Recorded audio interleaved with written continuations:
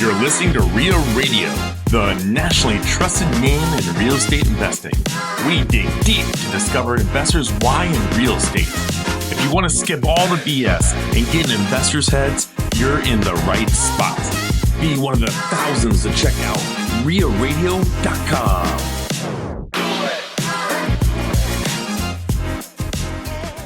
Welcome to the Real Estate Rundown with Owen Dashner and Ted Kaasch. This is the last recording of 2024 for us. I mean, you're hearing this 2 weeks in January, but we will be very sober for the next few recordings. Yes, after this. That's right. The OT over tequila. That's we're over it. We're not drinking that anymore. We don't drink tequila anyway. I do. Okay. Drinking in period for at least the next 30 days. Okay, that's fair. Are you prepared for this? Wonder Twin Powers. Yes. Hey, 2 years in a row, man. This is going to be year 3. I'm all about it. I did it last It's all time. good. It got hard in those last couple days. That's what she said. Oh, gosh, that's terrible. We just had Sorry, Jory. Neil Galagas here in the podcast studio for our recording for Wednesday's episode. Talk about deep conversations. I didn't know what to expect, but that was not it. 31 years old and way more wise beyond his years. Dude, seriously, I had no idea. Okay, so coming up on Wednesday, there's going to be a really cool dive into a childhood that kind of went off the rails when it got to high school. Eventually ended up acknowledging his weaknesses and bad decisions. Made some tough choices quickly, yeah. He pivoted and embraced basically the suck and turned that into a really successful career in real estate and other businesses. And man, he didn't pull any punches in this. It's super good to find out what makes people tick. And this was a great exploration into his childhood and why he did some of the things he did and what makes him think the way he does and how he differs from other people that don't have the same outlook on life as he does. I don't know. It was just, I got a lot out of this and I was really fascinated with his story. So that's why this took 2 hours. You're welcome, people. Yeah. My question is, out of that podcast, how many gold nuggets can you pull out for today's episode? Oh my God, man. Dude, I was having a hard time. I got to the end of the page, so I had I usually have a bunch of notes going here while we're talking, and I probably had, I don't know, a third of my notebook filled up by the time he got here, just with stuff to talk about, questions to ask, and then by the end, I was just all these notes and things circled and sound bites and things in quotations. I can't even make sense of my notebook anymore. But yeah, he's a very quotable guy. He's done a lot of cool shit, and he's young enough to where anybody can relate to him because he's 31, so he's not so old that he's like me and you're okay, boomer. But he's not so young that you're you have no idea what you're talking about because you haven't been through life's ringer yet. Mm-hmm. He's been through a life's ringer. He really has, and he's mentored and been under the wing of people that are really, really, really successful in this business. And he's touched on so many different things. So here's what you're going to find in this upcoming episode with Neil Galagas is flipping, retail mortgages, investment mortgages, so he's a mortgage broker and he's done this for a while now. So he's got a lot of traction under him with that. He's been an agent with multiple different brokerages and has used that to great effect with his investing business. So he's been able to supplement his income with making commissions on real estate. He'll talk about why he's working full time in the finance world, and then also flips 20 houses on the side with a partner, and holds his real estate license, and has his real estate license basically only for the sake of making extra money on commissions, which is cool. And I'm sure there's more to it than that. But stay tuned for that and tune in because this is a great all-encompassing episode of somebody that operates in the world of multiple businesses within the real estate investing sphere. Mm-hmm. So I keep bringing up Sphere to rub your nose in it that you never went to it in Las Vegas. Oh my gosh, really? Yeah, I didn't know I'm gonna do this forever. Like you're never going to live this down. So I overslept, and then Owen sends me a picture when I finally woke up to the maids knocking on the hotel room to wake up, with a picture circled around the empty seat in the Sphere in Las Vegas, and him and Colin sent it to me. This is true. Followed by a picture of Colin sleeping in the in the chair. I was the only one that made it. I stayed true to my goal of seeing what was going on in the Sphere. In all fairness, I didn't know what time we were going. Oh, please. We'll be reliving those moments for quite a while. Yeah. Well, what do you say we get into today's Golden Nugget? And this Golden Nugget is brought to you by JM Real Estate Capital. Hi, it's Rob, JM Real Estate Capital. We're the money guys that you need to know for all your real estate investments. Talk to us. We can do what your local bank can't or won't do. We don't have millions, we have trillions with a T to lend. 844-week close, or go online at jmrecapital.com. That's jmrecapital.com. JM Real Estate Capital, smart solutions for the real estate investor. And this ties back to our episode that's upcoming on Wednesday with Neil Galagas. We talk about the importance of buy-sell agreements in partnerships. And I don't think this is something that anybody listening to this is going to be like, oh, yeah, that's a good reminder. They're probably going to be like, yeah, duh, obviously. But I tell you what, when you are talking to somebody that you're excited about going into business with, and it comes down to the point where you have to talk about what happens when we decide to part ways. Mm-hmm. That is a very, very tough conversation because there's a ton of what ifs. Like, what if you go into business with somebody and they don't carry their weight? You're going to feel completely different about them than you do right now before you guys have done anything. Best time is right in the beginning when you guys are besties. And I'll tell you what, it sucks having that conversation. It's equivalent of dating somebody and you go on a first date and you're like, or a second date and you're like, hey, are you cool if we talk about what happens when we break up right now? That's not a fun conversation. Nobody wants to talk about it, but I tell you what, it is the most important conversation that you're going to have because a lot of stuff changes in the amount of time that you experience a partnership, through the beginning to the end. So you have to have some guardrails in place. Who's going to do what? What's your role? What's their role?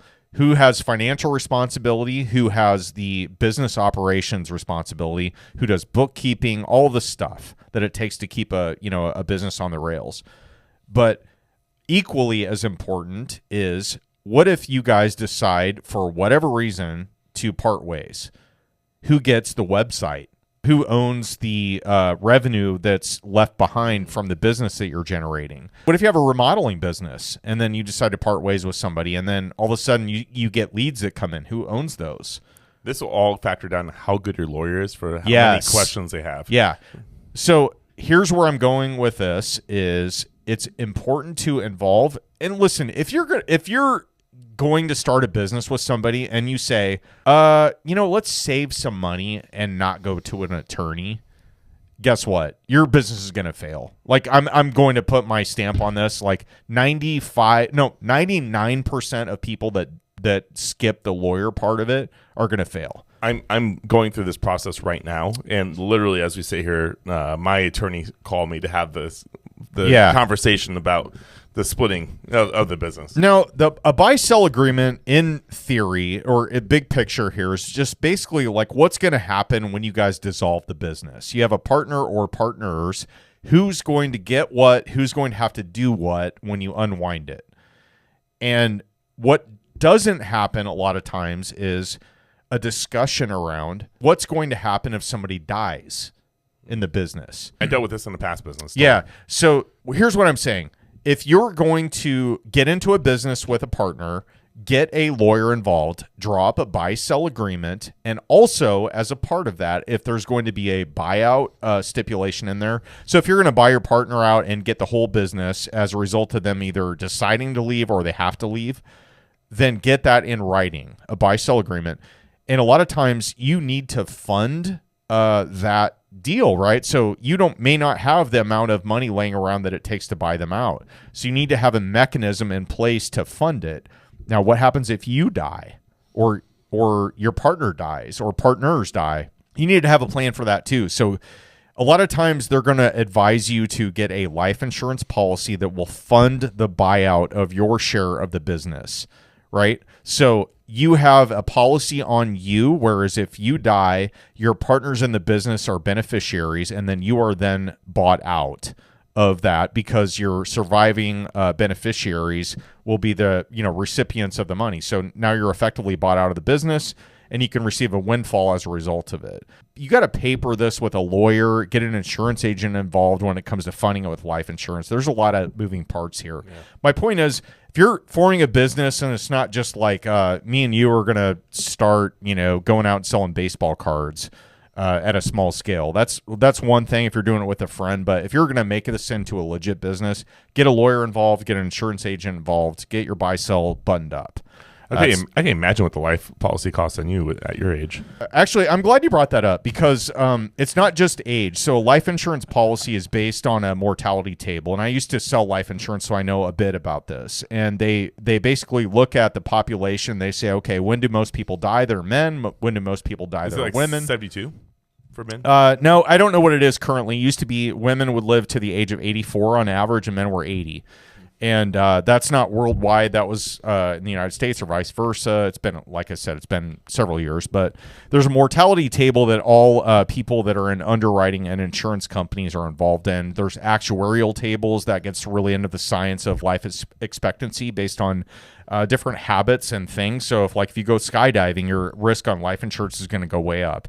If you are a smoker, if you use nicotine of a combustible type, you're going to be in a different risk category. If you're an alcoholic, if you have all these health risks, or if you're severely overweight or partially overweight, there's all this stuff, and you're going to live on an average of X number of years less than somebody else unless you change your habits.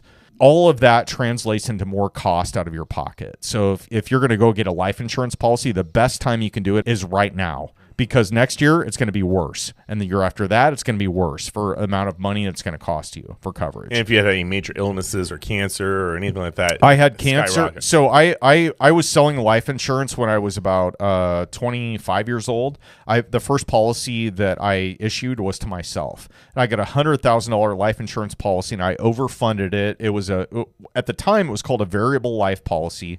And basically it functioned like a term life policy, which is you pay a little bit, and if you happen to die, you get the full amount of the death benefit. And whereas a variable life policy or a whole life policy, you can overfund those things beyond the point of the premium amount. So you can put extra money into them. They call it additional premiums. Hashtag I'm not a life insurance licensed agent anymore. And I don't, I'm not involved in any of this stuff. And I'm an investment agent, so don't listen to me. But here's what I've done.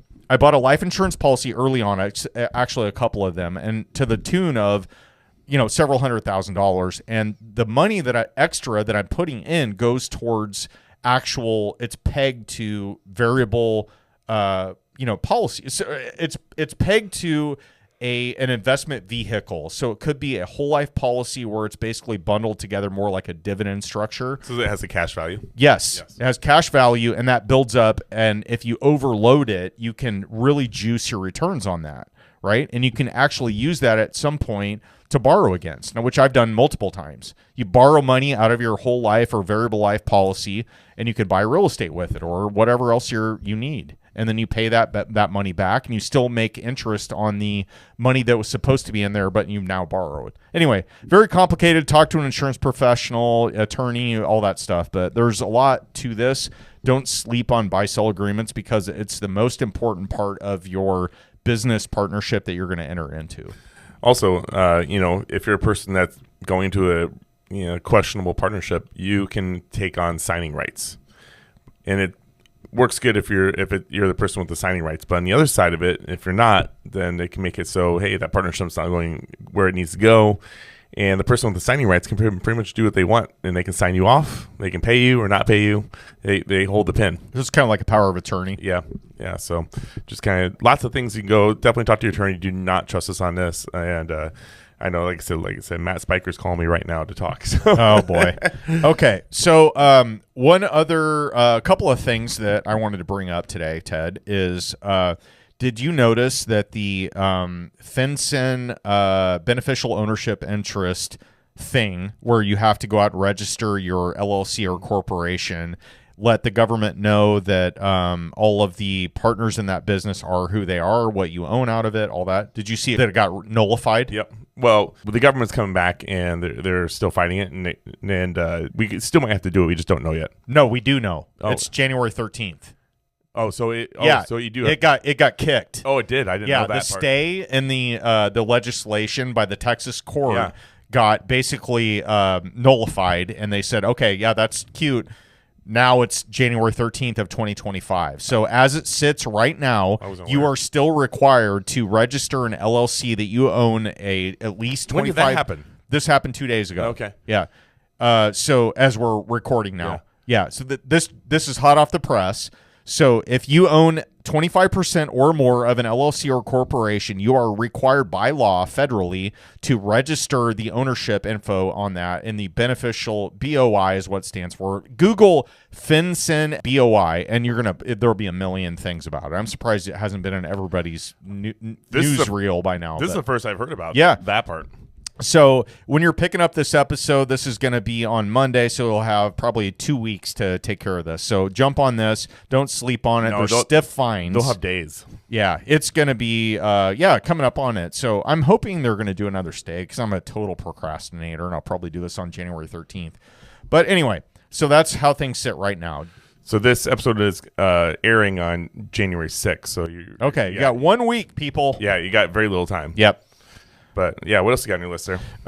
Let's see. One last quick tip. So did you know, Ted, that in LinkedIn, so a lot of people use LinkedIn for professional networking and looking for jobs and that kind of thing, right? Are you on there ever? Yeah, I am. So I'm on there periodically, not often. My admin posts for me. Yeah, all the time. So this is a great tip for you. You are allowed under the free membership on LinkedIn as of today, so December 27th, 2024, you are allowed 40 new connections that you can network with on LinkedIn for free. So you create an account, you look through it, you can search by keyword, you can say, hard money lender, real estate investor, Omaha, blah, blah, blah, whatever it is.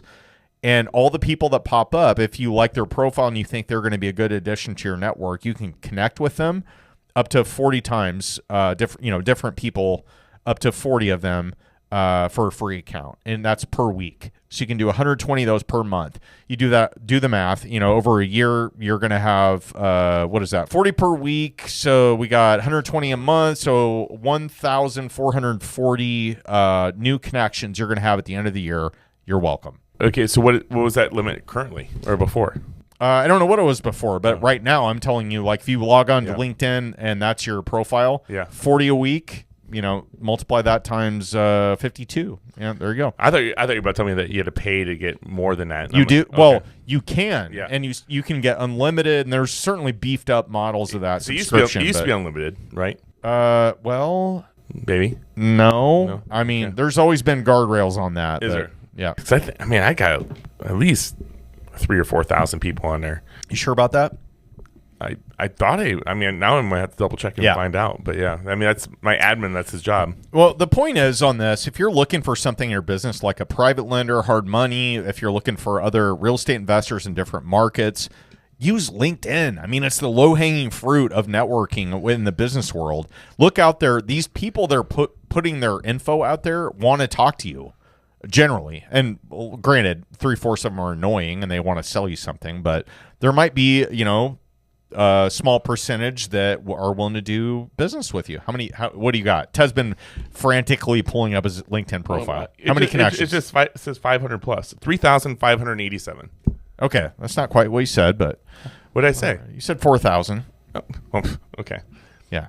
I thought you said 3,000 to 4,000. Well, hey, get on it, man. If you're on it for the next 40 per week times 52 weeks, you're going to be at 4,000 before you know it. I need to update quit exaggerating. I need to update my profile on there. I'm definitely seeing some things that need updating on there. But if you do follow me on there, hashtag update your LinkedIn. I do post a lot of our podcast reels and everything on there too. So much appreciated. Yeah. Mucho. Yeah. Well, just for the sake of the people that are hearing this on maybe Wednesday or Thursday, and you got to prepare yourself for a long episode with Neil Galagas. We're gonna wrap this up and save you a little time because you got a long episode with Neil coming up on Wednesday. You're welcome. Yes, It's awesome. yes. And so, Owen, it's been fun doing this another year with you. Look forward to reconvening after the first of the year. Definitely, let's go over our goals for 2025. I'm putting my vision board together now, and after talking to Neil, I probably need to come up with some other things. So I got a lot of things to figure out. Yeah, he's a very inspirational dude. So Wednesday will be fun. Make sure you tune into that episode. And what do you think, man? Let's get out of here. Yeah. Celebrate 2024, yo. Get it on. Okay, with that, guys, we appreciate you guys. Have a happy rest of your Monday, and look forward to talking to you guys on future episodes. With that, guys, Owen Dashner, you see us out. On behalf of Ted Kaasch and Real Radio, you've been listening to the Real Estate Rundown. This episode is also brought to you by PropStream and Magic Door.